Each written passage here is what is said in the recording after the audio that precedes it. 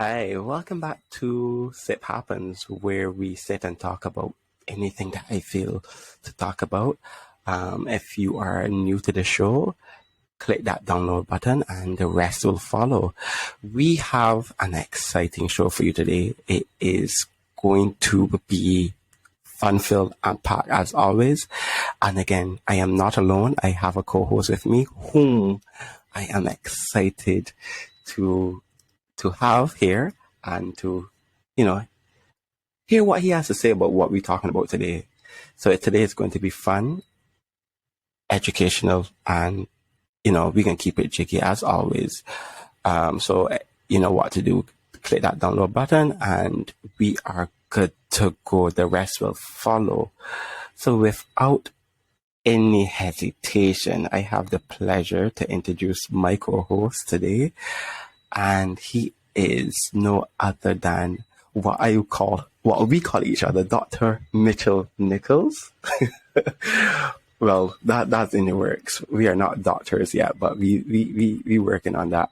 So just let me tell you a little bit about Mr. Nichols, and we are going to go. So Mitchell Nichols, just 1 second. So it really happens, Mitchell. I am pulling up your bio in which you sent me, and it is like so far.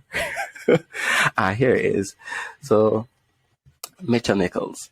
Mitchell Nichols is currently pursuing a Bachelor's of Education, B.Ed rather, in Geography at the University of the West Indies. He is primarily interested in socioculture, history, geography, and is a fellow of the Bergen Society and a member of the Royal Heraldry Society of Canada. And that, ladies and gentlemen, is my co-host for today. And as you can see or hear from his bio, this ain't a full body, as we say here in Barbados. This is a big up body. But Mitchell, welcome to the show. It's a pleasure to have you. Nice to be here. Good. Thank you. It's nice having you. Can you tell us a little bit about the fellow society that you're in, because it's something that is new to me. I know what herald means, but I as a young person, because we are like 16, what does that mean, and what is that society? Can you tell us a little bit about the herald society you're in for Canada? Yes. Okay. Well, I mean, two societies. One is the Bergen Society, and the next one is the Royal Heraldry Society of Canada. That one, the latter one, looks at heraldry in general, more so in Canada, but around the world, and primarily in the Commonwealth countries as well. All those former territories under the Crown. So that looks at the academic practice or research, I should say, of the area of heraldry. It looks at the artistic side behind it, or the scientific or genealogical side of how heraldry came about and which families may be attributed to certain arms and stuff. Heraldry, though, for the most part, is what the common person knows as school crest. If you look at school crest or coat of arms, that's what it is. The study of these armorial achievements and how they're put together, the rules they follow, and sometimes about lineage, who the arms were attributed to, or their sons, wives, family members, because it can trace down the line. And I'll give you an example later of how that's seen, even here in Barbados. Wow, interesting. A person that it's like, okay, we are really, really young. What made you go into like heraldry? Like, I mean, what sparked your interest? Because you don't find much young people. I think it's something that a lot of older people would do or be interested in. What sparked your interest in heraldry? Yes, there you go. It's a very awkward word. Well, first, I was a member not of the Royal Heraldry Society of Canada, but of the Bergen Society. And this society primarily looks at, I'm looking to see behind me if I have a book. Yes, I do. There we go. I'm not quite sure how it's going to come up. Yes. So, oh, wow. Good. Yeah, so the name of the journal is called Transactions. So this organization primarily looks at academic dress. not only academic dress, but ceremonial dress in a whole, just focusing more so on academic dress. So I did some research of UWI's gowns, but I found I was really interested, when you go to church for midnight mass, which is coming up soon, you would see the choirs in their gowns, the priests wear specific robes. And it made me wonder then, where did the idea of dressing uniformly came from? Why did they follow certain colors? Were they of certain patterns? And if you look in Barbados, you'll see the school uniforms look more or less the same, or they follow particular patterns. Even where there's an overall inside blouse, of course the blouse on the inside, the blouse, the overall, and you have these semantics. Let's argue semantics. The younger girls of junior school and the older school children would wear a band. And that's typically the pattern. Where did that come from? It's not a rule, it's not a law of the land, but it had to originate somewhere. So eventually, from looking in that aspect of ceremonial dress and academic dress, I started to venture into certain signs and symbols you'll see occurring. And they usually go hand in hand sometimes, that line of study. So I got in eventually to looking at signs and symbols and coat of arms.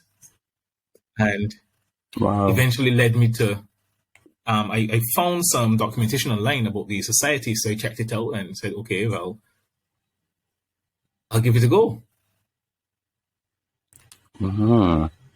Interesting. And I want to blow your horn for you. Something special happened to you as it relates to all the work that you have done. And I know it is your moment, but I think I want to say it because as I said, I'm so proud of you. I mean, like, you are so young, and this is something that a lot of young people have not or even dreamt of doing.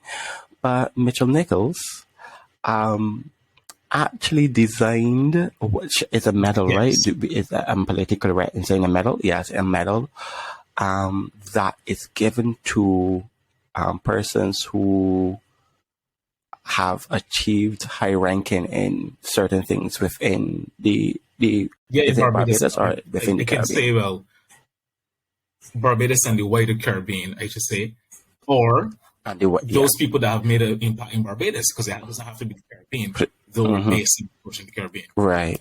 Because as you've recently seen, or we should start with what is called first. This would be the Order of Freedom. We should be the Order of Freedom of Barbados. Wow! Thank you.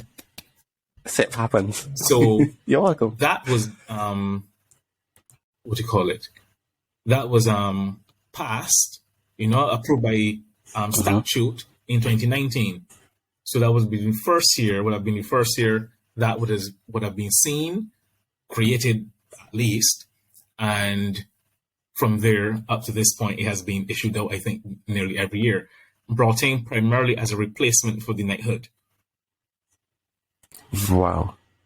How does that make you feel? Well, to be absolutely honest, I didn't study it very much. I mean, when I first did it, I was quite engrossed in trying to find out, because I did certain research. So it has a particular look. But I think after November 30th, that'll be 2019, it kind of, you did it, but it didn't, it doesn't sit in your head constantly that way. But it was a very proud moment, and I felt satisfied that I did it. Was looking for more to do, probably. Right. Well, these things happen, and again, as I said, and I will always say, I am so proud of you, and I mean, because we did go to the independence thing in 2019, and it was an honor to be amongst national pride and natural patriotry. That P word, patriotism. I trust me, I have not even been drinking, and I'm just having juice. So that's really interesting. We are going to now have our fun fact of the day, and this will be brought to you by the legendary Dr. Mitchell Nichols.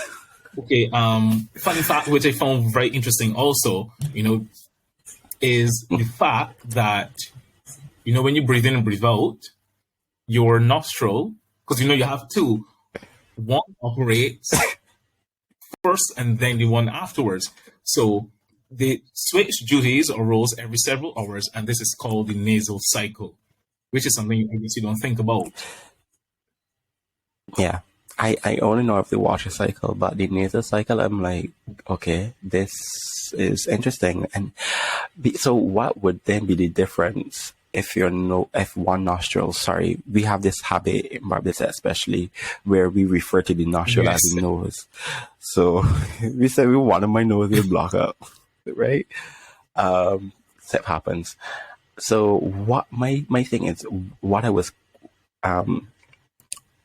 intrigued about is when one of your nostrils is blocked out, what happens?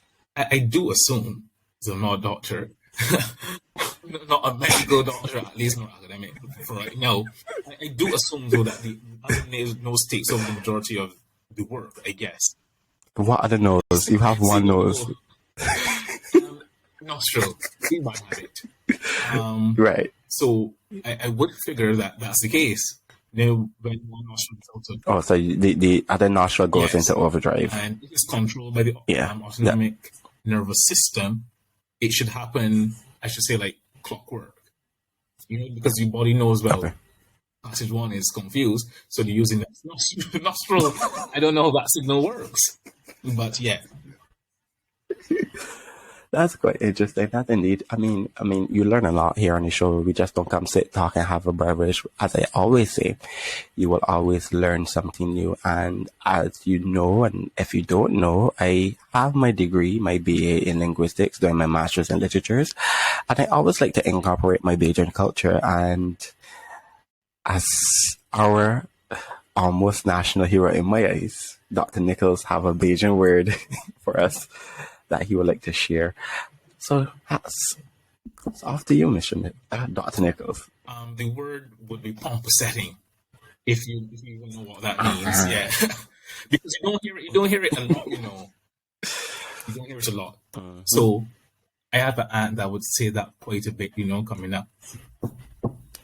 Somebody's at my door, knocking behind me. I have no idea who it is. Siphappens. And you need to get this quickly. Yes, Go ahead. Let's see.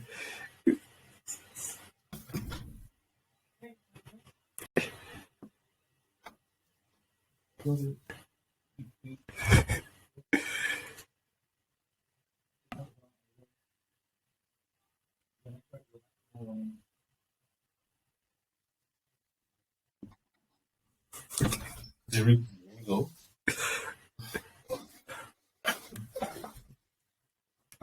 Yes, pomposetting. So that's the word of the day, and that really means, I won't say to do bad, but more so to show off. When you're stretching and you're styling and catwalking, you have something new and you pomposet with it, you show off, you go around with it. Right, so have you ever pomposet before? Well, that's an excellent question. To put it in those exact words, I'm not quite sure, but yes, with the main idea, yeah. I said what it is. Okay. Yeah, I think we all have that element, especially, okay, let's say you have bought a new car, you get a new pair of pants, a new pair of shoes. Everyone must see you, like, especially when you're children. Oh my God, and you get a new toy. All of a sudden outside you 24/7, rainfall, sunshine, snow, hail, fire, brimstone. No, and everybody gotta know that you get a new toy. I know a lot of maybe musicians pomposet by keeping noise in the neighborhood with their new instruments. I mean, you also play. That's true. Yeah. The most powerful sets to keep noise, especially on Sundays, are new really waka. But you play the piano, not the piano. Sorry, well, I started on piano. Yes, I did start on piano first, and then I started organ. This year actually. Wow. Okay. So Mitchell, can we play a game, like a short game? I mean, I know you know a lot about Barbados, so I feel okay. So what happened, right? My first episode, which aired last week, um, I thought I was going to win, but it was defeated by my first ever co-host. So I'm not going to repeat that again today. But I told myself I forgot that Mitchell knows a lot about Barbados, and then I find questions about Well, you'll be Barbados. surprised because You there are think a that lot of that's things. fair? Even with the law changes that happened last month, the law things I found out too. So I may be able to see just a bit. Okay. Okay, that's good to hear because I don't want to lose. I mean, I lost to Chantal and Paula, and I mean, like, oh my god! But my premise is, they were my first. They've never done a podcast before, so I went easy on them. Let's say that. And I've been drinking. Understood. So, what is going to happen? As you know, on the podcast, Siphappens, we play games. And because of COVID-19, we have to do it virtually, and that's okay. But still, we can still have a bit of fun. And COVID-19 still shows that things can still happen without being in the same space. So thanks to technology, we are going to have a 5-question trivia. So I'm going to ask Mitchell 5 questions about Barbados. And I feel like I can start it off easy. Do you think I should start it off easy or should I go hard? You're asking me how do we think it should be treated? Fairly. Oh, and that is that foreshadowing for what we are about to discuss today on today's topic. Come on, bring the literature. Okay, so my first question to you would be, when did Barbados become independent? Okay. And we became independent in 1966. And that's been November 30th, 1966. Oh, you had me there, Justin. Barbados 30th, 1966. That's correct, unfortunately. And he's off the winning streak, guys. All right, so and you have to ask me 5 questions too as well. So you need to get 5 questions, okay? Who was Barbados's head of state in 1984? Okay. I was thinking it's going to be a very difficult question.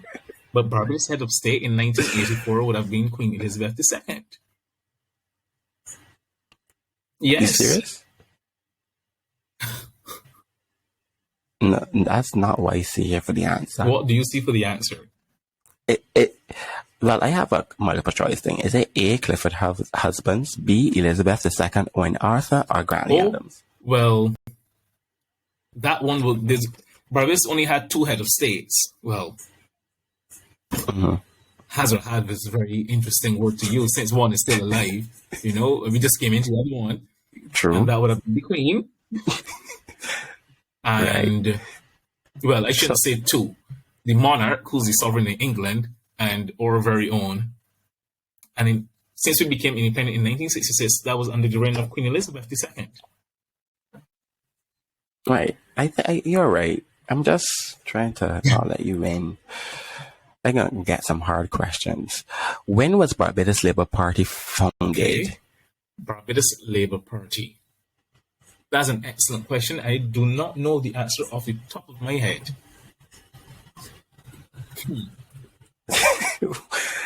You don't follow politics? I am getting into it, you know. Only starting this year. Very recently. But I don't know the top of my head. You want guess. You want me to give you 4 options? Okay, you can give me some options. Not that you have options. Crazy. Okay, is it the year 1938, 1945, 1948, 1956? What did you say before 1956? 1956. 1956, 1948, 1945, 1938.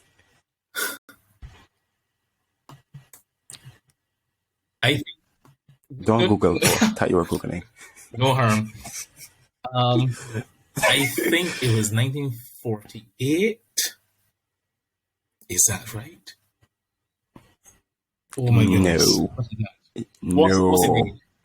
If you take if you take off 10 years from 1948, you would have Okay, been here we correct. go. I think. Yeah, 1938. 1938 is the Okay. correct Because answer. I knew for sure it was before Yes. 1966 for sure. So they had no 66 What? there. That's interesting. No. How many questions? What, three? Three questions? Two more? Two more? And you've gotten two right so far? Two right so far. 2 out of 5 so far. Okay, my fourth question for you, Dr. Nichols. Who was Barbados' Prime Minister in 1966 to 1976? These are things we all think we know off the top of our heads, so the question is asked. I'm tempted to say Errol Barrow. You're like, go on. But Yes, Errol Barrow. End of that. Yes, that's it. Yes. You think so? Quite You sure. sure? I don't know why I had to think about that too hard. Okay. And I'm hoping that the answer is right since it just said that. You are correct. There we go. You are correct. I don't think I can ask you this question because this is too easy. Okay, I think no. No, that's too. It may not be easy, you know, it's 148, so.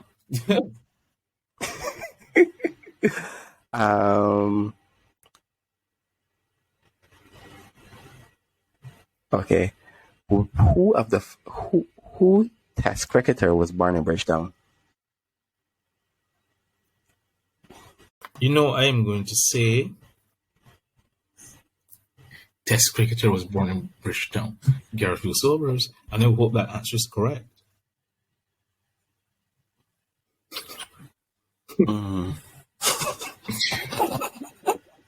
And it is the hope for me. Yo, you really don't know much to You know? Siphappens. So that is the end of my questions for Dr. Nichols. And out of 5, you would have gotten 4. I think. Oh, the last one was right. Oh, good, great.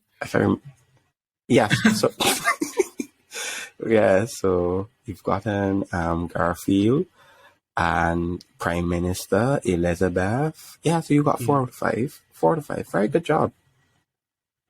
So your turn to ask me 5 questions, and these could be random. They are going to be very random. You can ask me anything but Rihanna. That would be random. Okay. What animal is on the left side of the coat of arms? Let's start there. A dolphin. Great. See, that was easy. A lot of people call it a lot of other things other than dolphin. That's Let's put it that way. What? Actually, it doesn't look like a dolphin. It looks like a sword Actually, I fighting have fish. it here in my hand. Which is very sweet. Oh, that does not look like a dolphin. Yes. I mean, you would not see a dolphin look like this in real life, but yeah, dolphin. A heraldic dolphin. Looks very menacing. Okay, question number 2. Since we got that one was way too easy. What was on the site before Golden Square Freedom Park? What was on that site? There are 2 buildings. Oh, the Treasury and NAS. The Treasury building and NAS. You have one of them. Sorry, the and the Yes, there we go. Yeah, because what people know the Treasury is People Square. NAS. Oh, right. Do you get that or do you don't get that? This is my show, so I get it. That's called people. That's called Okay. All right. Okay. That I said the wrong answer the first time. I only said part of it, so that was wrong. So I did not get that correct. So you did get that one right. So no, you yes, could. that's one of the 5. Who I mean, mass. So you have a 3rd question now coming. Prepare yourself. Yes.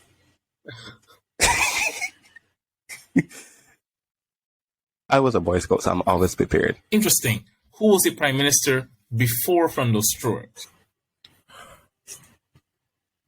Or in Alpha. Do you want to keep that answer? Or is... Wait. Whoosh. No, I can't.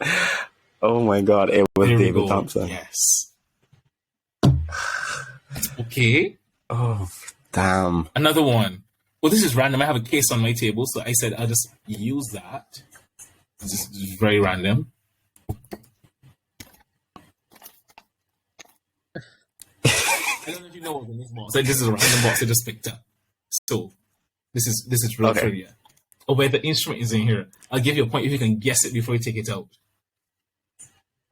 And there's a weather instrument. A thermometer. I'll give you another hint. A It compass. measures wind speed. You assume you do. I know the term Yes, you for do. it. It's Begins with A. a wind speed tester. An aerodynamic tester. I mean, that works. It's not the scientific term, but fair enough. Don't know what that is. Thank you for telling me that. I had no idea. You just say that you got the word. Yeah. Oh, but I said aerodynamics. Exactly. And it does win. You know, it does win. So you're technically correct. I can't fault you. That is total 3. Okay. Good job. Thank you. All right. I am smart, you know. We know that. Not only your one is a doctor, you know. Okay. Question number 4. So, Question number 4, right? no, number 5, because you asked me the Yes. dolphin. You asked me about what was there before Freedom Park. You asked me about the Prime Minister. So this, and then you asked me about what was in the case. So this is question number 5. Guess you can't count. Seems so. Question number 5. That look. In which parish was Club 360 located? Oh dear Lord. St. Michael. No, this is a real... Why do I answer so quickly? I'm sure you want to stay with that answer. It is Christchurch. There we go. Yes. And I don't even have a picture of what it used to look like to even show you. But for those that remember... When we do find it, I can always post it in the description below, because as I said, this is not only an audio. What is happening? I feel like I've drank something like alcoholic. It's not only an audio podcast, but it's a video podcast. So I can put that in if we do find it. That'll be interesting. I mean, I like to see spaces of what they were before of what they are now. So okay, so who has won that session? That section. Did I win? Please tell me I won. I did. I think I got 4. You got 3? Out of 5. Yeah. This is not good. I can stop doing podcasts. I can stop doing games. Or I can just edit. I can just edit out everything. I know, that's not right. It really happens, Dr. Nichols. It's not cool. I should have never invited you. Now I hate you. I'm leaving.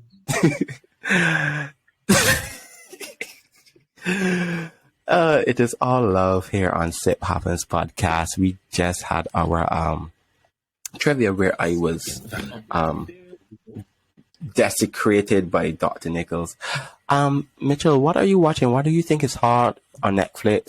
What do you think is coming out that we should watch or have watched and should discuss and binge watch after our exams and, you know, during the Christmas holiday? Because it's Christmas time, you know, it's actually Christmas Day. So Merry Christmas to you and your family and to everyone who's listening and watching.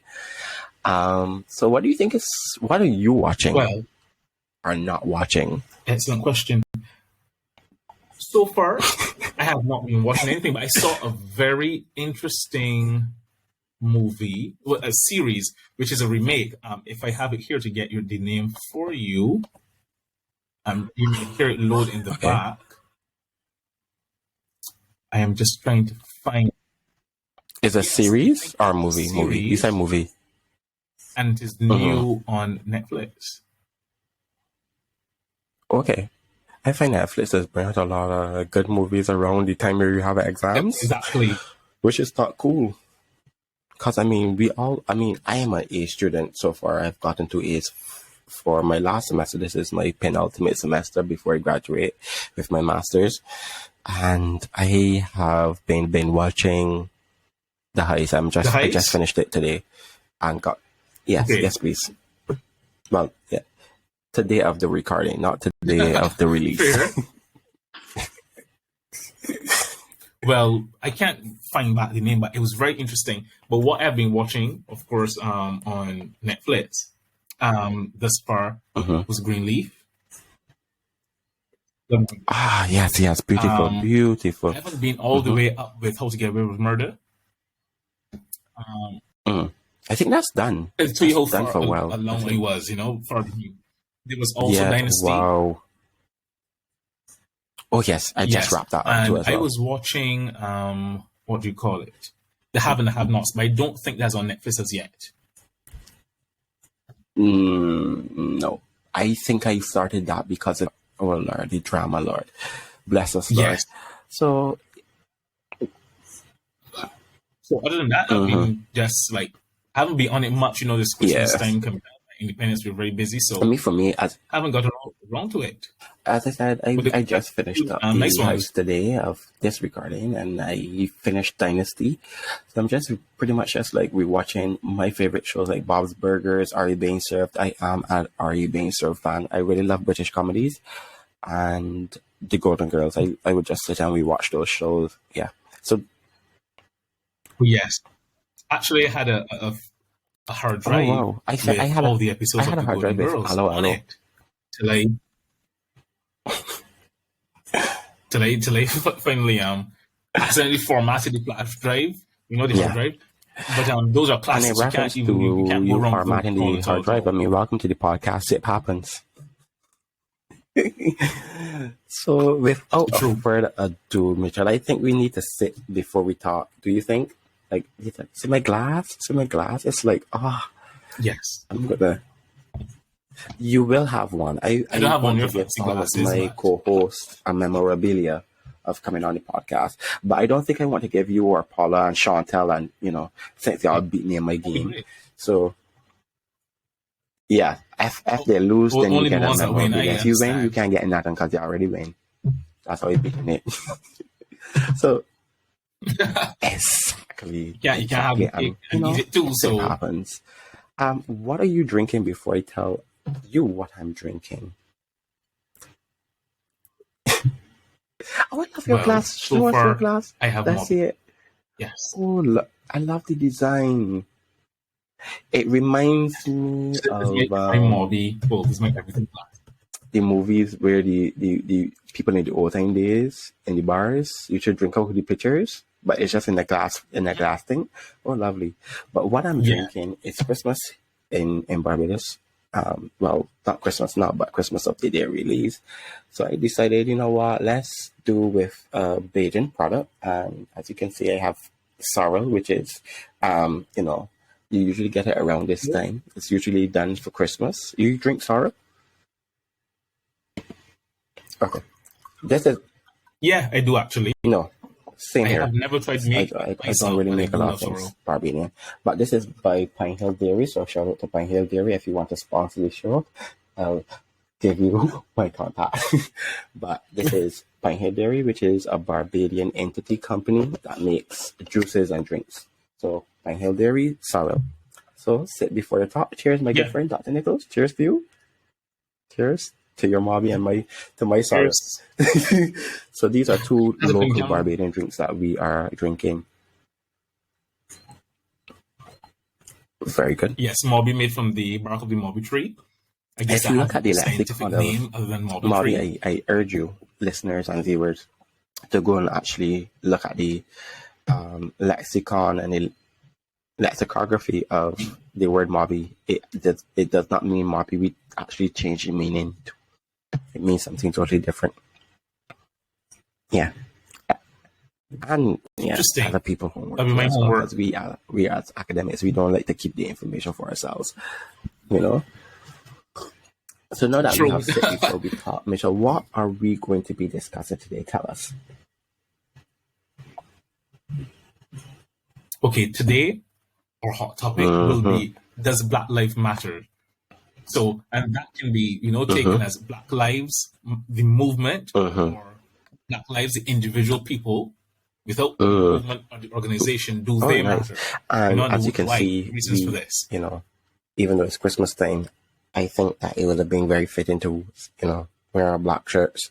And even though, in filming this, if you look at behind you on your door, we have a jacket. And I found that so interesting because, I mean, I mean, the optics of you putting a jacket there, not that I'm saying that you strategically put the jacket there, but having the jacket there while we were recording, because I don't think you consciously thought of it. I was like, No, it's actually, not? it's actually not a jacket. It's actually a gown. No, Oh, see, yes. look at that. It's much Yes. longer than, if you can see it. Yes, I will have to get up to show you. Oh, I was Yeah, fooled. I've been gooped. I thought it was a jacket because, the hoodie has now become motif in a lot of killings, especially as it relates to black people, So I assumed, correct. and it was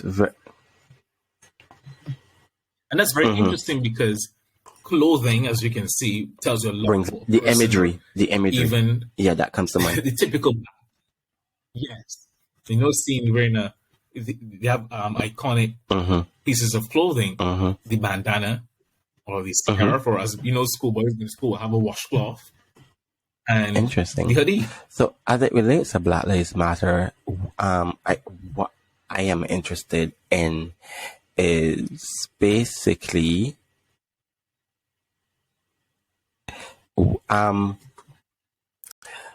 the movement and the message. Like, what do you think the movement and the message is? Because the Black Lives Matter happened, and I will get the year for you when it started. That's what I should have done first. But what do you think the message is? From my research, it started in 2013, but of course, this would have been, to my understanding, a formal start.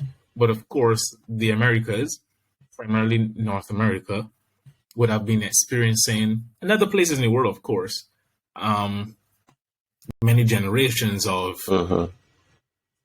discrimination, not only against black people, sometimes every other kind of person, but primarily at that time, the Black Lives Matter started from minorities.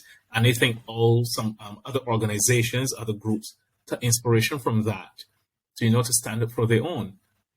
And for the Black Lives Matter group, it's not only about the color of your skin per se, but letting people know, yes, you're human beings like everybody else, and you're entitled, or should be allowed certain things, not to be discriminated for the color of your skin, just for the mere fact that people feel they should or they can. There are no repercussions for that. To be treated fairly, as we had mentioned before, and have all the other rights attributed to the Caucasian counterparts. This not only goes with Black lives, of course, it goes with. And as you said, it did begin in 2013, and it came out of systemic racism and, wanting the equal justice for all, as opposed to one particular race being seen as a minority group. So it has a very strong message, one that I think that will lead me into what I am also interested in finding out. The message now is obviously being sent, and then there are certain mediums, as if you've studied communication studies, there are many avenues in which we communicate, verbally and non-verbally. There are images, and there's a whole branch of linguistics called semiotics, and that looks at symbolisms, and then what those symbols represents, what images come to mind, and then what you can gather if I'm looking at those images, so like statues and like signs, if you see a male body on a door, that's the male bathroom. When you see the little pedestrian, that you can walk and so on and so forth. That's semiotics. But Yes. do you think the media is getting it right as it relates to the movement and the message that Black Lives Matter has allowed to be their indoctrination?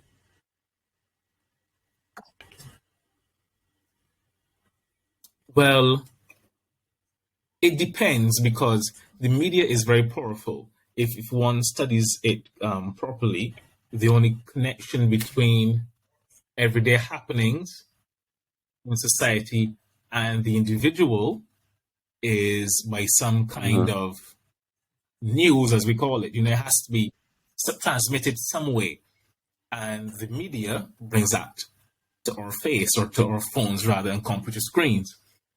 So therefore, the way reporting is done, the way things are documented and transcribed, has to be done in a way that doesn't skew or bias either the message, that is, message being sent from whoever sending the message, or what is just being reported. This is just what's happening. We're not saying anything. There's just commentary or live and direct from those people involved. And if it's not portrayed in a particular light, you have a very awkward situation of,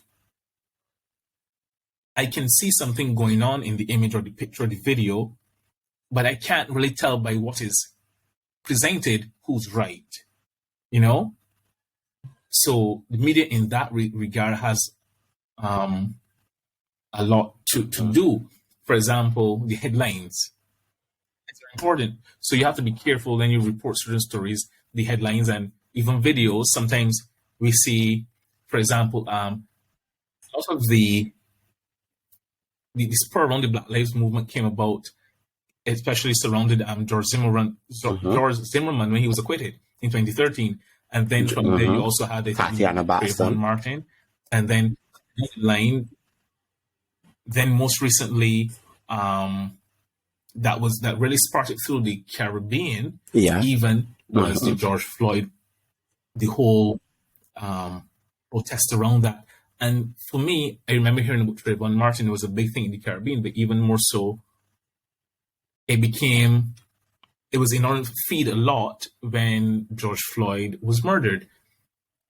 And that was recorded in the video. The role the media played, not the direct media houses, but that video being released in if you want to say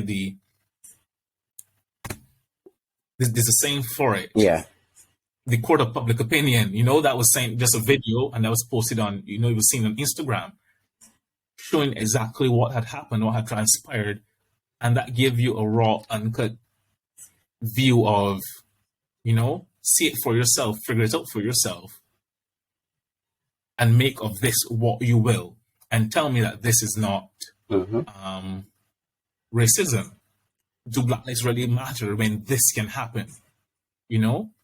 And I think that's the beauty. I do agree. I do agree with you, because the media has this way of looking for financial gain, and you have to get persons to buy in to your product.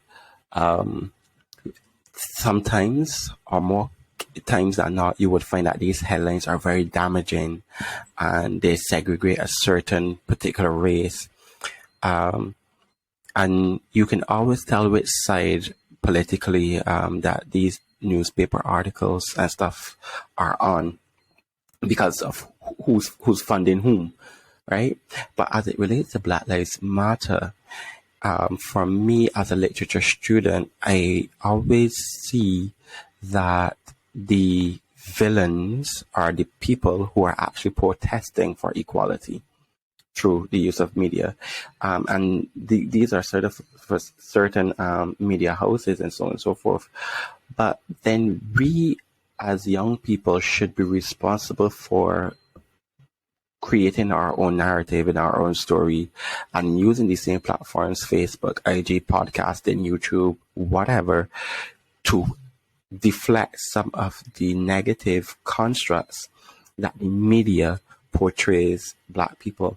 So, like, for example, the whole riots that we would have seen, the media created this whole narrative, and all we saw was destruction. We never really see the peaceful, or would have seen the peaceful protests, because there were peaceful protests. We saw Black people looting. We saw, people setting things on fire. So we all believe that the Black Lives Movement was a movement that looked at giving Black people the opportunity to get stuff. It wasn't taken seriously. But it was very interesting too how the media plays a role in that. For example, when it came to the riots of the George Floyd, the whole protest, and that even the National Guard, if I remember correctly, was brought into some places to quell the fires of destruction from the masses who the local police, state police, I suppose, had issues with. But a lot has to do with, that's why, like heraldry, for example, symbolism. You can have a sign or image, if you want to be specific. You can have a icon or index or symbol, and these can stand for different things. And for example, the term that was used a lot, if you want to use that as a symbol in a way, made up of just letters. So with the word thug, that was used a lot. So even as an image, the word thug, without seeing what we would classify to be a thug, you have an idea of what that portrays. For example, in graffiti too, you don't really see thug written in cursive letters. You see it in very bold. So striking, would you say, would that be like a romanticization, what we call in literature? So it's like romanticizing is just like making it feel like a glorification. So you're like putting it on a pedestal, and you're trying to take away the negative construct of it. But yes, I think in that sense, of course, most of the artists live in really graffiti, or depending who calls it what. Most of where that is done are in what you call the projects, the villages, lower communities you'll call maybe the ghetto, or what people just call the hood. You'll see that, but it's not with a sense of disdain or, tainted. It's like they do embrace who they are, not necessarily as thugs, but that this lifestyle of people viewing you as a thug came because you stood up for what you wanted. You stood up for what you believed in with a logical basis. This was seen especially by Trump. Siphappens. Not Trump. This was seen by him in the media a lot. If you look up the word thug, when the buildings were being the language used to and they were right. They were protesting even exactly describe them were these bunch of thugs. Well, what's going on? America's falling to pieces, and it's all because of these thugs. But when they stormed the Capitol building, if it was, all these, what do you call them? People that saying they're patriotic, carrying the Confederate flag or other flags they have. Some of them crazily decked out in costume, I can put it that way. They were not described as thugs. Interesting. They were described to say that, these are normal citizens, just slightly irate about what is going on, and we'll handle them in due course.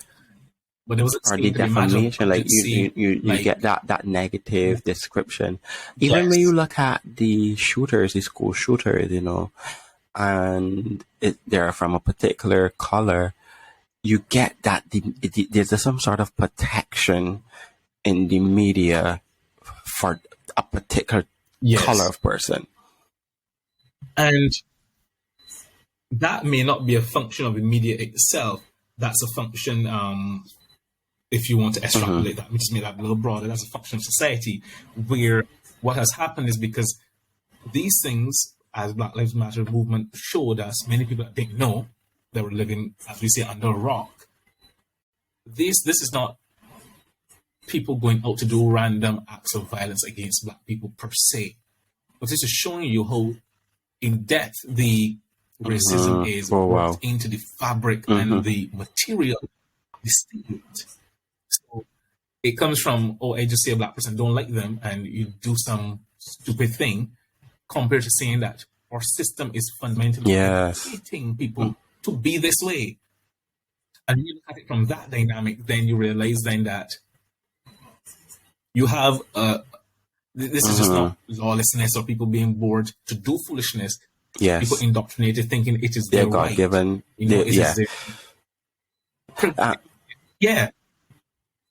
they have the right to do what they did, and because they don't see a lot of people don't they don't think state. that they can be held accountable because they are the supreme. They're omnipresent, omniscient, and the other O one, omnipotent. You know, they're you know. And it is strange because a lot of people have the whole idea that lives matter to be a very violent or politically oriented thing. But even us in the Caribbean, who may not be a part of the Black Lives Matter movement directly, do understand or do face certain because we travel, we migrate. If you look at the Windrush generation, if you look at the Panama Canal, if you look at what's happening with the economy here in Barbados, persons want upward mobility and some things that now, and because in literature, I am looking at forced migration. You know, people migrate for certain reasons, and then because of unfortunately the political unrest in Haiti, no one wants to stay around that, so people are have no choice, and that's what we consider to be forced migration, where you do not want to leave because you love your country, you love your Caribbean space, but because you don't have a choice, because it's either stay and die or go over. And I mean, now that we're talking about Black Lives Matter, there are two things that I want to bring up, two events. I'm going to bring up the one that happened way before first, and then I'll segue into the other one. But we had a Barbadian. I'm not sure if you're aware of who the person is, but we had a Barbadian who would have won a very renowned scholarship, or prolific scholarship. I'm going to say the name because there was a whole debate, and Siphappens, and this is my show. It's called the Rhodes Scholarship. I am not too sure if you are aware, Mitchell, or if the listeners and viewers are aware. But if you aren't, you can just take some time to Google it and find out what it is and come back. Pause and come back. But the Rhodes Scholarship was done by Cecil Rhodes, and we in the academic arena, we see Oxford as one of the most prolific universities. And what was happening was that the students of Oxford University were calling for Cecil Rhodes to be removed from the entrance, because he was placed up on top, some sort of entrance. Onto the campus. But Cecil Rhodes profited off of persons in Cape Town, South Africa, for political gain, and he would have pretty much corrupted South Africa as it relates to diamonds and stuff, and used the diamonds, pretty much blood money, to make his fortune. And we give out a scholarship every year for persons to go and study at Oxford University. I said all of that to say that in the 21st century, a lot of persons are calling for him to be removed, as we would have spoken about earlier, the slews of deaths by unarmed Black people. These young Black people, and not just Black people, but other minority groups, what I would call minority groups, have been calling for statues across the different continents, Europe, Here in Barbados, we actually called for Lord Nelson to be removed, but a lot of statues have been calling to be removed. It happened at Oxford University.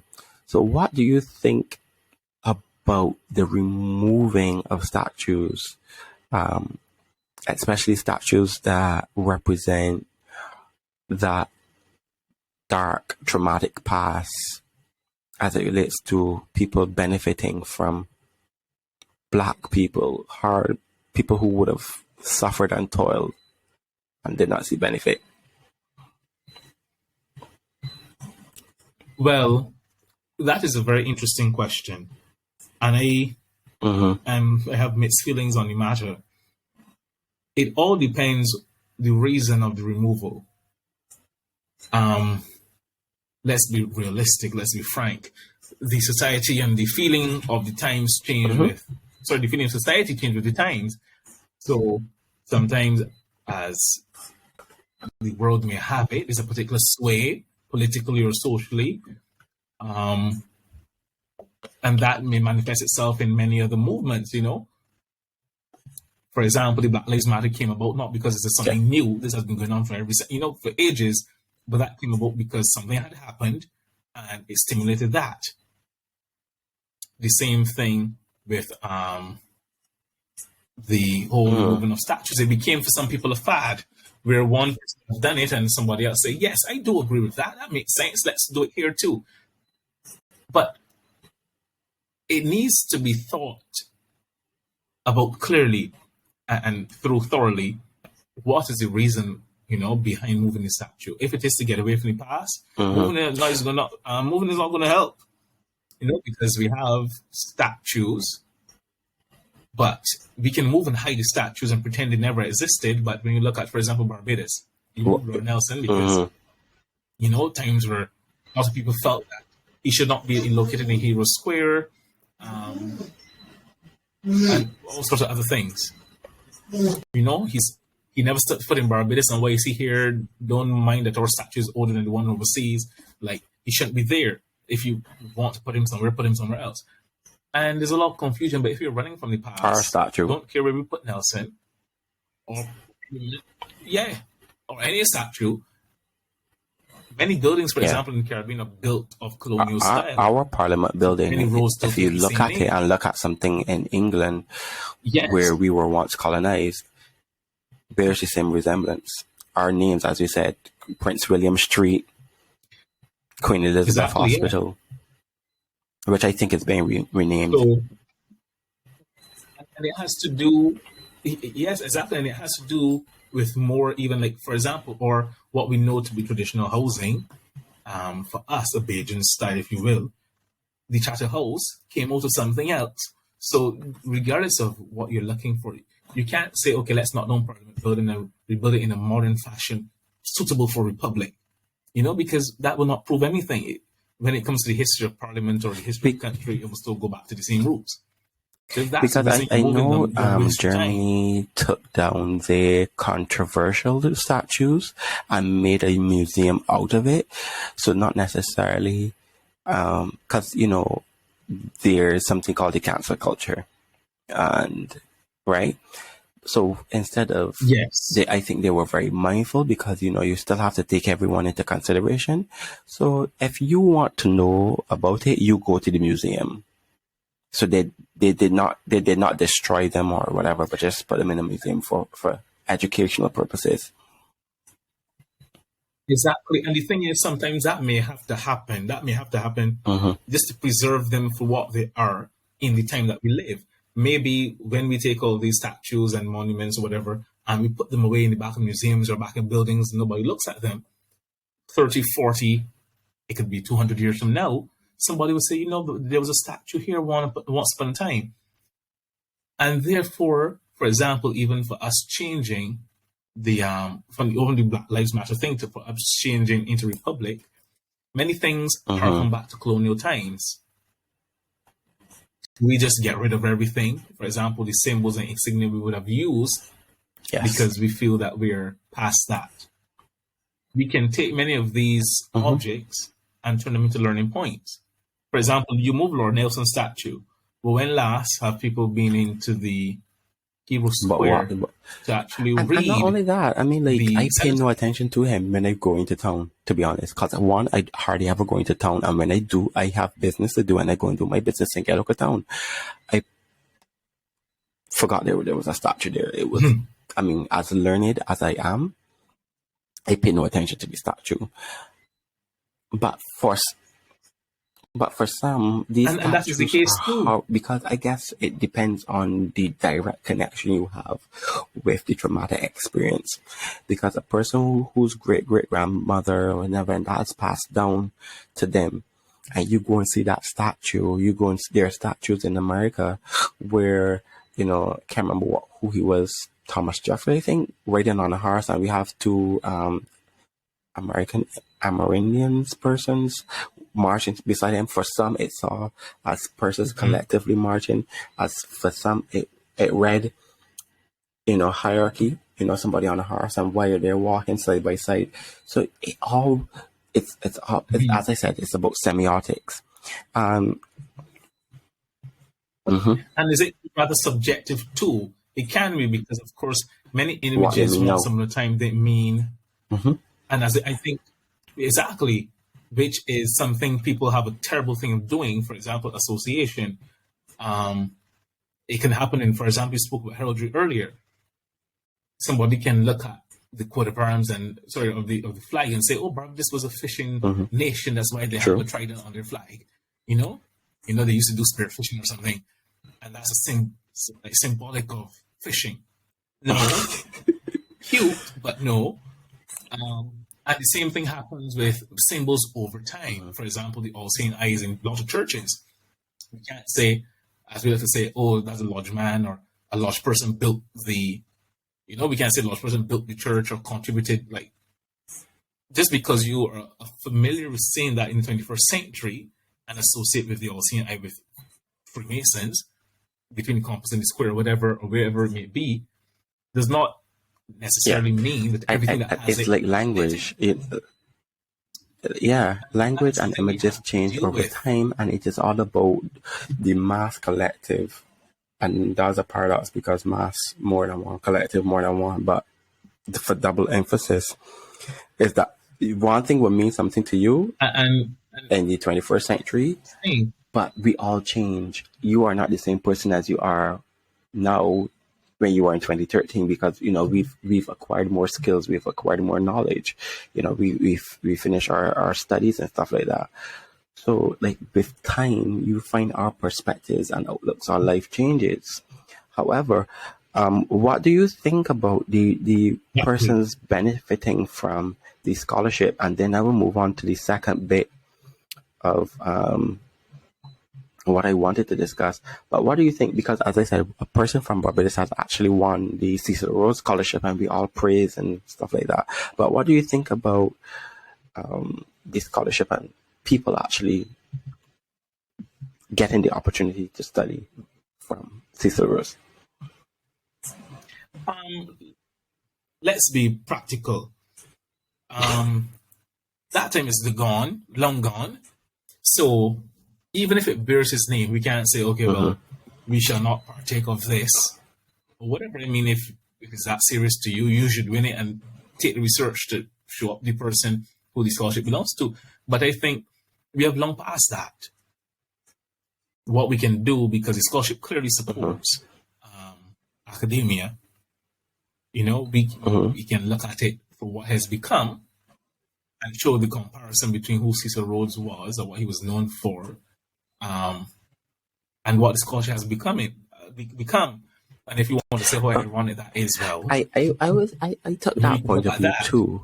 But when I went to do my research, and I actually the debate, the Oxford debate, and I encourage you to go and watch it. I can post the link in the description below for the YouTube aspect of the podcast, so you guys can head over there after you finish listening and see.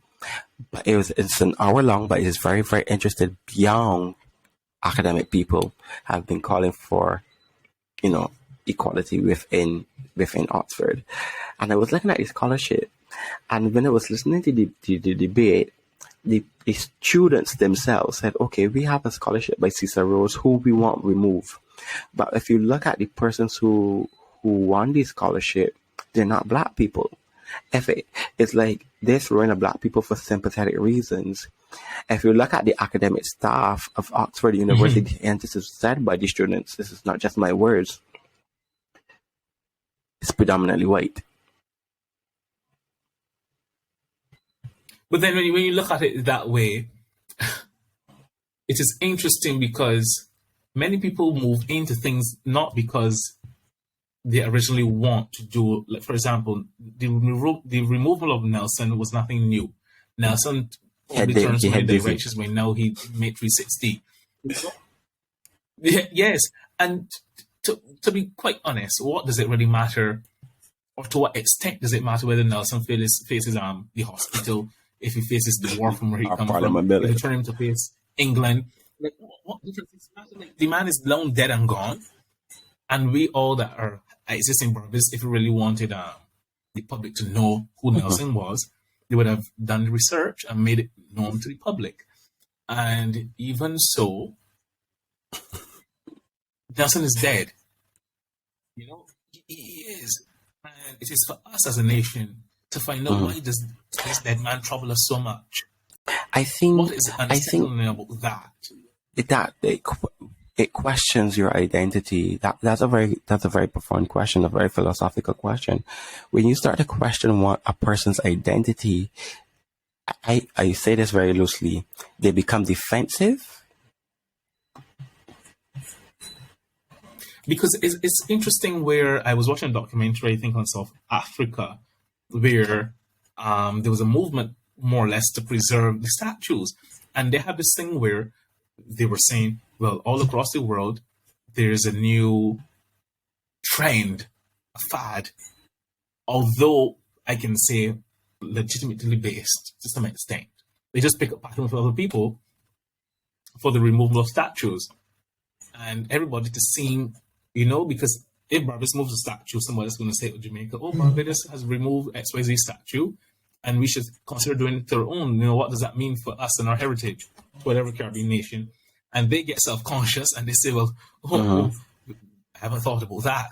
Let's move these people or rename the schools and do all these things. And probably got to Oxford's door, and the students could have been like, wait, we have one of those at our place too, and join the movement. But when you look at it, the problem isn't a plaster or a quad stone or marble statue of a man that was dead 100+ years. Look at the organization and see where else you have. Don't worry about the statue outside. You have it ingrained in the working. You got the mentality. You got like the community, the mentality of persons who push. So just don't do I did a course with at UWI first semester, and we were looking at the role of the historian, and like this is now where you gotta call into question and find your information and go with that. Because as you said, yes, we can stop anyone from feeling ill, and not sickly, but ill about these statues, because I can't tell you how images make you feel internally. I can't. But you not got to charge yourself with the information and look to change the thinking. Because what I found interested is that Cesar Rhodes still had a family, and his family thinks that this is good. You know, the Confederate people think that their families. And I think it is so strange, you know. It is so strange where, and I think that's where we have to be careful. Where it's an ethical discussion, it's socio-political and historical hot spots, you know, hot topics for conversation. But we have to be sometimes, as much good in the man there is evil, you know, and as much evil there is good. And it is so strange where we tend to forget these were human beings too, and not necessarily. For example, it was taught in the Caribbean for a long time that they probably felt for us as slaves, and after rioting and revolting, they let us go. But emancipation wasn't done like that per se from that narrative. It was probably, well, the down economy keeping noise and fighting and not behaving themselves, stressing out the owners, the planters. And at the end of the day, it costs us so much to maintain them anyway, we could best well set them free. See what they're doing in Haiti. Writing down the place. Does it make any sense keeping them anyway? And eventually, let's say, emancipation shortly came. But even if you look at it like that, which is a very condensed, straightforward view,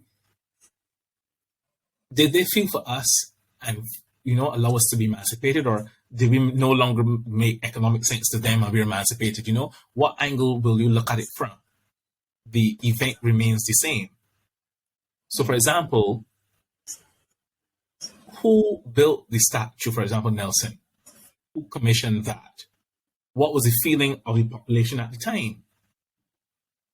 It was not built to glorify Nelson in that sense, to my understanding. True. I don't think anybody on the island saw him as a god.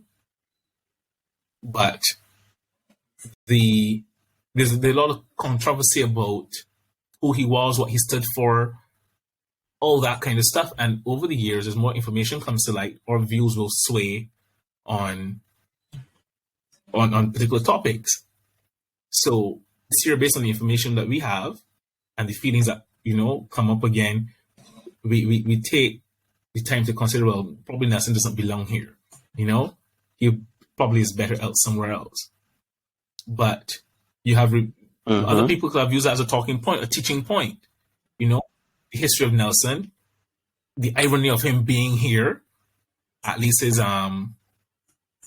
statue is here, and he never, so it said, never stepped on the island.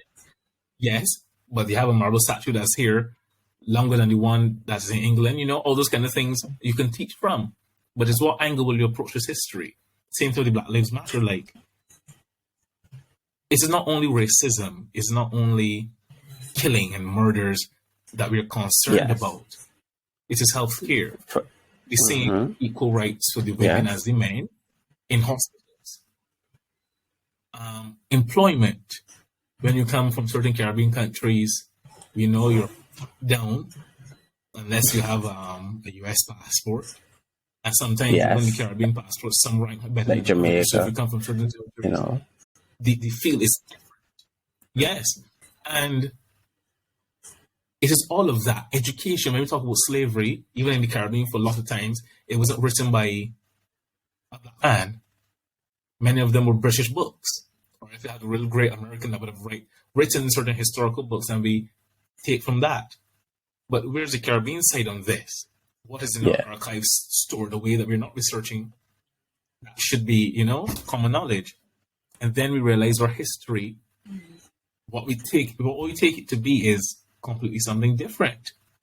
Or views like, oh, that's why, this XYZ happened. Not with the understanding you had all the time. My other thing, forgive me, my camera has gone off momentarily. What do you think about what is happening to persons who would have been fleeing Haiti and what would have transpired at the Mexican border as it relates to this whole Black Lives Matter movement? Well, it is. These things are not straightforward, and I think anybody that has to deal with anything of this magnitude, if not in size, relating to state borders, and the political unrest or social unrest sometimes in the lands, you have to look at it as a very ticklish thing, in that you're not only dealing with the ethical thing to do. If a country is being terrorized, being ravished by what do you call it, natural disasters. No, I think I started that political unrest. You have to realize that these people are human beings like anybody else, and if people are dropping bombs on your city, or the soldiers are fighting this place and that place, you would not probably want to live there. But at the end of the day, the state to which they enter has to have a record of who's in the country, has to know that the people will come and not trouble the citizens of the lands already. You have to make sure of a lot of different things. If they get sick and go to the hospital, how does healthcare apply to them? So there's so many things, and to just say, okay, your country is being made uneasy, not a comfortable place to live. Just walk into my country and feel no way. As much as we would like to do that, that's not the common sense thing to do. And it widens the idea that, some people argued Black Lives Matter should not be a thing. It's an all lives matter situation. But when you look at these kind of groups, we realize that the minorities really have to take a stand where not all lives go through the same thing. So even with the Mexicans in the US, trying to get into the US, a lot of other Latinos or Hispanics crossing the border, people say, oh, they come from this place, drug infested or tearing down. So when you look at it from that point of view, right, it has to do with a lot with what idea or message we're trying to send to people. So a lot more work can go into, yes, the statues are important. They do say something, they signal to us something that's unspoken. If you see, for example, the statue in front of Buckingham Palace is rather large.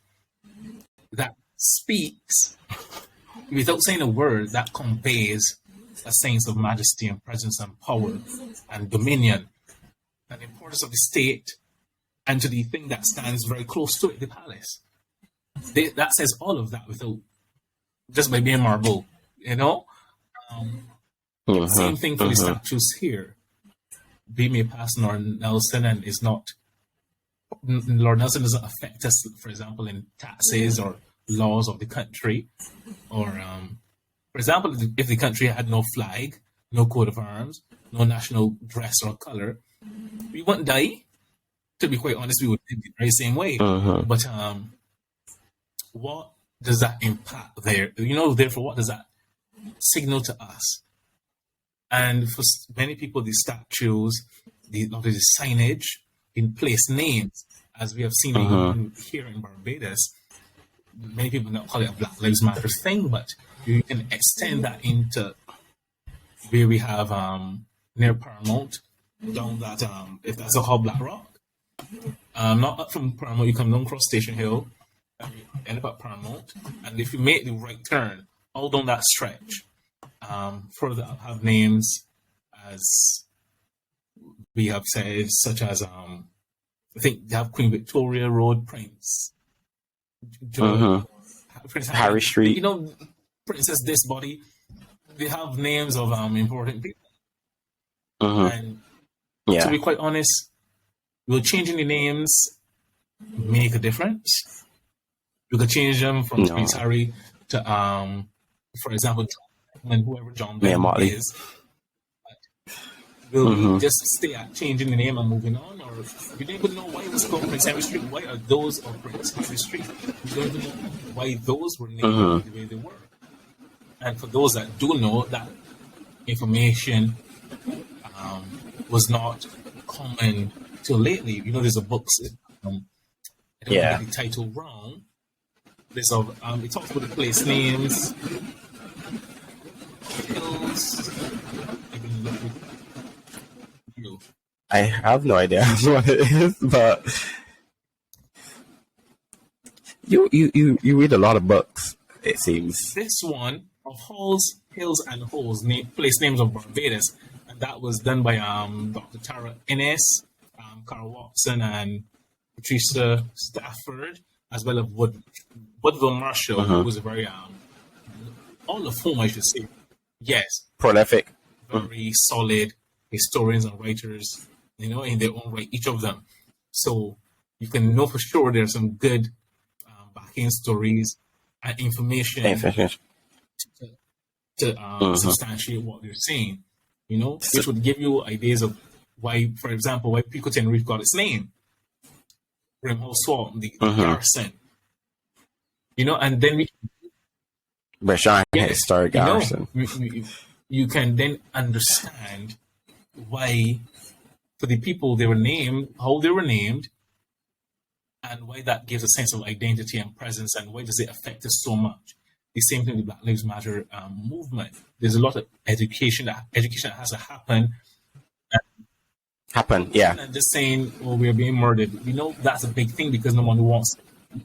But if murder stopped tomorrow, and the police were very fair and normal like everybody else, and the citizens of the United States were kind and loving, and we were treated, quote unquote, as white people, well, how much of that change would how much what percentage of the system would have changed since that has stopped?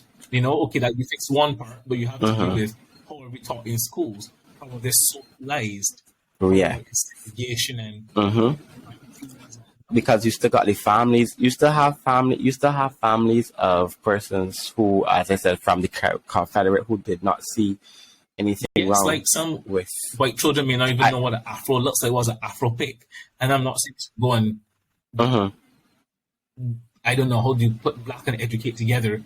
Educate them per se and get it in their hands like this, but it gives you an idea then that this is because nobody in society just walks out and information drops in their head. You're not born a baby and somebody comes and puts a chip into you and download information into you. It comes from a society. Coronavirus. No, you don't get vaccination and get all the information. You have to socialize with people. These things are taught. Some things are never even said. But yes. It's all about who's wielding the sword, who's yielding the sword. Who's responsible at the end of the day is not the police. It's the state, because a lot of it has to do with how people are taught what to learn. Curriculum. Sometimes as the first time I was in, we live in Barbados. First time I was in Long Island. I went into a mall down there, and for some reason, I'm not racist. I don't think about racism that often, because from where I live, that's not a thing. And I was walking around the store, minding my business, and for some reason, I caught a glimpse of my surroundings, and it occurred to me, in my head, I said, I'm the only black person here.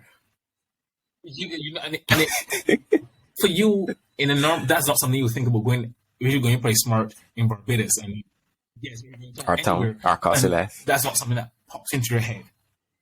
But when I was there, that popped into my head, and I had to ask myself, why would that even be important? Why did that register in my head for me to take note of that? Like, there's no one else in here that looks like you, although that may not be true. You may look white but have black heritage, and vice versa.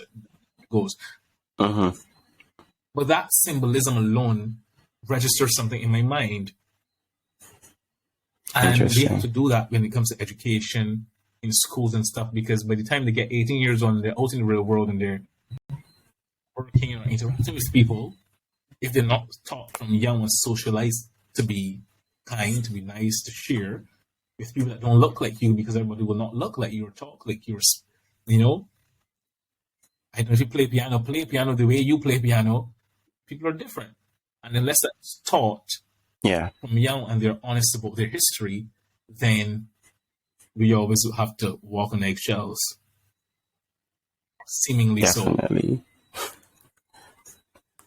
So, I mean, just to bring things to a nice curtail, it seems like the Black Lives Matter has, for me, done some remarkable stuff.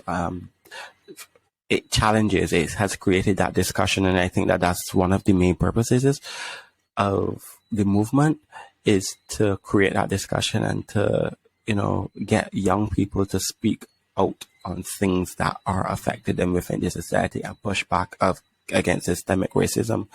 I mean, we are kind of far from, you did geography, so I can't read a map to save my life. No pun intended there. But we are really far from the Americas, and we had a whole movement about removing statues and stuff like that. George Floyd touched us here in the Caribbean. Tatiana Batson, Trayvon Martin, and all the other names have touched us here, not only in Barbados, but in the Caribbean space. So we can show you how close we are. Yes, and it's even strange because because that we're could even be closer due to technology. As something Yeah. happens, we find out Mm-hmm. about it, and it's therefore, yes, the Black Lives Matter, Instantaneously. that movement. I don't think, in a way, it is really for anybody else, because if it is for us, and we know how to do what, how to do it, what to do, and we know about ourselves, we know about our history, then some of the education is up to us. There's nothing that says that people Mm-hmm. have to treat you fairly. You have to know why you ought to be treated fairly, why it is not nice to do certain Mm-hmm. things. And the thing is to know for yourself, Mm-hmm. don't let anybody know for you as a Black person what it means to be a Black person, Mm-hmm. because not only are we not taught about ourselves, therefore anybody that tells us anything, we take with it and run. We're not taught about our past as well, because sometimes we don't, because our past has been disrupted, especially here in the Caribbean, a disruption of, and it's a disruption where we can't go back. We can't go back to the indigenous people. We can't go back to England. We can't go back to Africa. So where we can go? We have, where are we right now? In the Caribbean, that may not face racism in that light. As you said, we can't necessarily identify with the Tainos and the Kalanagos, the Arawaks and Caribs. Mm-hmm. We don't know the first thing about spearfishing. They were lives. We're not white per se. I mean, we can go to England, and many have gone there working, but you'll not be seen the Englishman as white. Yeah. You will not be seen to be English. Mm-hmm. As much as you are Barbadian, what does that mean? I mean, exactly. I've had a conversation with that. What does that mean to be Barbadian? Other countries, America, for example, we now start. If you're at 55 years, this year of independence and the first year as a republic, look at states that have been, for example, Trinidad, close to home, and Guyana have gone long before us. And look at places like America, who's going probably in the hundreds now. Wow. I don't know. I can't help you. That's the truth. From the Declaration of Independence, and it is strange that we talk about the Black Lives Matter, but if you do not know for yourselves of who you are, you want to go there and tell people that you matter. Why do you matter? You don't even know where you're from. You don't know anything about yourself. And so you got to search. You got to do your research. Has said in Parliament when they were looking to revisit the whole national honor system, this gives us a time to look at our national honors, look at the people around us, and make for ourselves some of our heroes. Who are these Black lives in our country that matter? Who are these national? For example, from coming up, I've always heard of Dame Billy Miller. I've heard the name so often, I actually thought coming up that she, like many others with these fancy titles, had passed. Not realizing that Dame Billy Miller was not just a legend you heard about, but this is a woman that's alive and well, And in many ways, as Sandra Mason is and other notable leaders, these are notable female legends here. So, as much as we talk about the Black Lives Matter, there are also feminists. The feminist movement. And all these play into the identity of a person, who we are as a person, who we are as a group, and how we ought to be treated. What should we stand for, and that the state should recognize this. Interesting. I mean, we had a plate full of food today. It's one that is a very touchy subject, because you're looking at the emotions of people, and you don't know who you can anger and stuff like that. But the takeaway from it is just be mindful and don't take what the media is putting out there for granted. Go and get to know things for yourself and question what you find out. Just don't read it and take that, what you've read, as the gospel truth. Go further. Continue to question.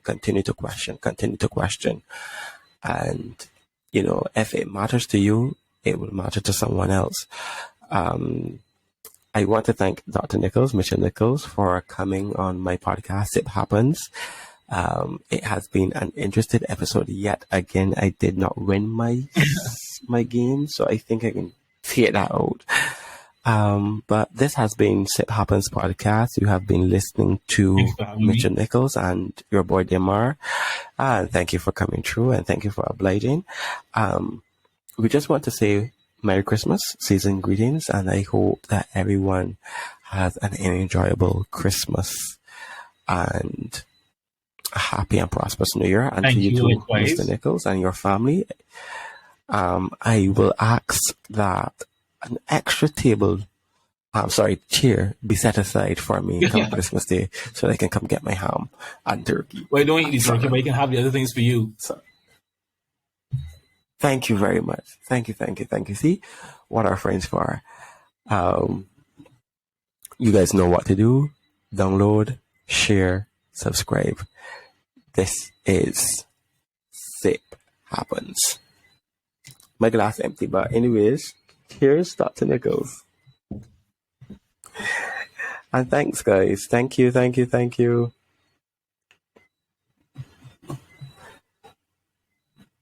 I try to press stop.